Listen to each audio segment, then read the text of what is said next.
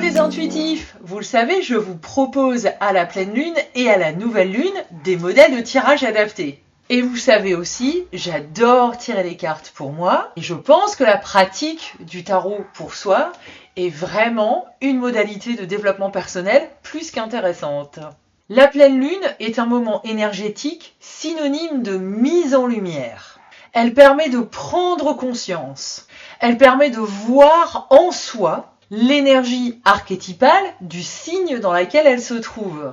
Alors quand on parle du bélier, qui est un signe de feu, impétueux, audacieux, elle invite à s'interroger sur ses propres désirs, sur comment ils viennent s'intégrer, s'insérer avec ceux des autres. Ça questionne aussi notre relation à la compétition, à comment prendre notre place, à nous engager totalement et complètement dans l'atteinte d'un objectif. Alors, dans ce tirage de la pleine lune en bélier, la première carte se trouve en haut à droite et elle va désigner où diriger mon énergie bélier dans ma vie en ce moment. La deuxième carte va se trouver à gauche. Ce sera mon carburant, mon pourquoi j'ai envie véritablement et authentiquement d'aller vers ce fameux objectif qui sera représenté par la carte 1. La carte suivante, la carte 3, le positionnement des autres, c'est-à-dire dans mon entourage, comment est-ce que ce projet est apprécié ou reçu. Carte suivante, action à mettre en place pour aller vers cet objectif. Et puis la dernière carte, où relâcher la pression. C'est-à-dire que effectivement, si je dirige énormément d'énergie et de motivation vers un but, eh bien, il y a d'autres domaines de ma vie où, de fait, il va falloir enlever un peu de cette niaque, un peu de cette énergie pour pouvoir en avoir vers l'objectif. Ce que le tarot m'a donné, c'est vraiment à la fois très intéressant et pas du tout surprenant, en fait. Donc, on va regarder ça ensemble. Alors, où diriger mon énergie bélier ? L'as de denier, c'est-à-dire vers la matérialisation concrète de quelque chose, ancrer véritablement quelque chose dans la matière, ajouter quelque chose au monde, accoucher de quelque chose, mettre au monde un projet très concret. Et effectivement, voilà, j'ai plusieurs choses qui sont en gestation en ce moment. J'ai mon deuxième livre que j'ai envie d'écrire, enfin que j'ai plutôt envie de terminer à vrai dire. Et puis, si vous avez suivi un petit peu mes aventures là de l'été, j'enregistre cette vidéo au mois d'octobre 2024. Je suis retournée aux États-Unis, ce que je n'avais pas fait depuis très longtemps. Je suis allée à un symposium de tarot. Il y avait beaucoup de tarologues évidemment, et puis des tas de gens passionnés par le tarot, vous vous en doutez. Et là aussi, ça m'a donné des idées, des idées qui pour l'instant sont encore au stade de la gestation. Mais très clairement, vous voyez, le message là me dit, les idées, voilà, il va vraiment falloir passer à la concrétisation dans la matière. Et on est sur un as, donc on est sur quelque chose de nouveau. Un livre, j'en ai déjà écrit un. Peut-être que ça me parle un peu plus de cette histoire-là de voyage ou d'ailleurs. Mais ça, évidemment, moi, je sais déjà quelles sont les cartes suivantes. Et je vous montre la carte suivante. Mon carburant, mon pourquoi. Ah bah tiens, c'est drôle ça. C'est un 6 d'épée. Et ça représente donc une unité, alors une unité familiale ou mon unité de moi-même en fait. Peut-être mon corps, mon âme, mon esprit. Peut-être voilà la partie féminine, la partie masculine de moi-même et mon enfant intérieur. Mon carburant, mon pourquoi, c'est symbolisé quand même par un voyage et par un ailleurs. C'est ça, ce voyage en barque. C'est passer d'une rive qui est connue vers une autre qui est inconnue. Et donc, il y a un phénomène de transformation qui va se jouer en fait entre les deux moments du voyage. Et donc, mon carburant, mon pourquoi, c'est un ailleurs, et c'est aussi cette notion de transformation. Le positionnement des autres, c'est marrant parce que c'est un roi d'épée. Et donc quand je l'ai vu arriver là, je me suis dit c'est mon mari.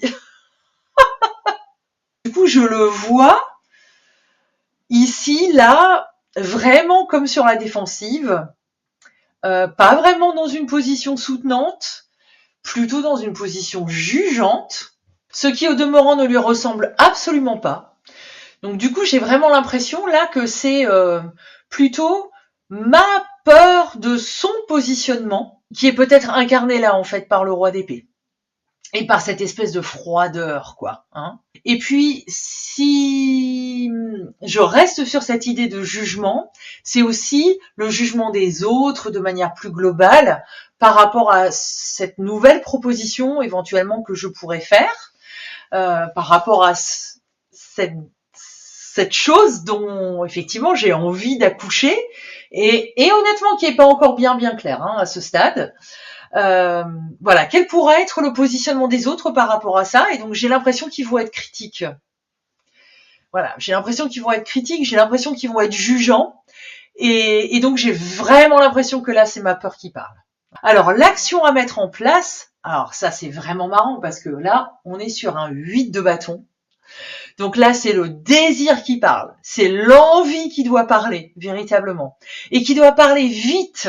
Hein, et à nouveau, on retrouve cette idée de rivière qu'il va falloir traverser, là, qu'on voit quelque part dans l'arrière-plan de cette carte du 8 de bâton.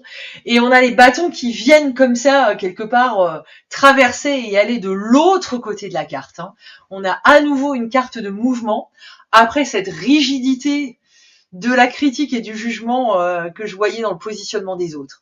Donc là, le tarot me dit, non mais fonce en fait. Tu as envie, donc fonce. Vas-y, te pose pas trop de questions, même à la limite. Hein.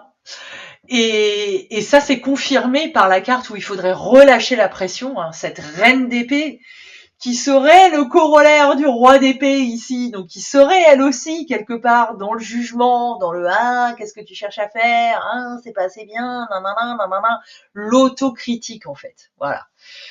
Et c'est drôle parce que la reine d'épée revient énormément en ce moment dans mes tirages pour me dire voilà, analyse les choses aussi de manière concrète, de manière claire, avec les bonnes informations, hein.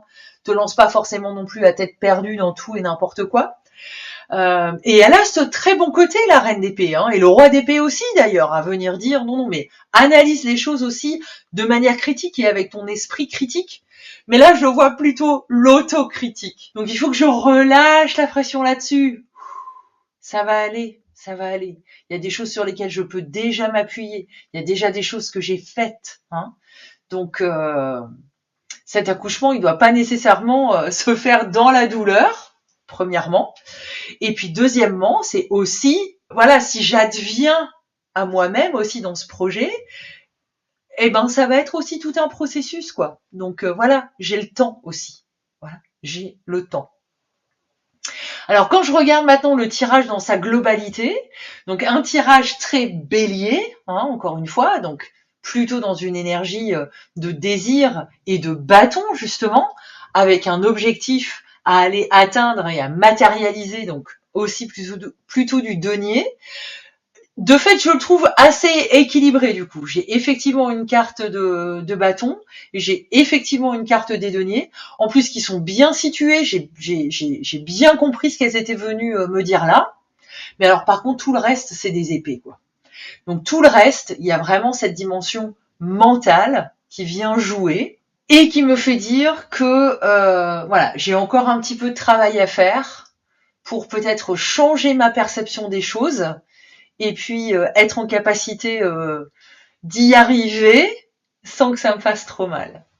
Voilà, c'est à toi maintenant de réaliser ce tirage de la pleine lune en bélier et je te retrouve dans une prochaine vidéo pour parler d'un sujet tarot ou décortiquer un autre de mes tirages.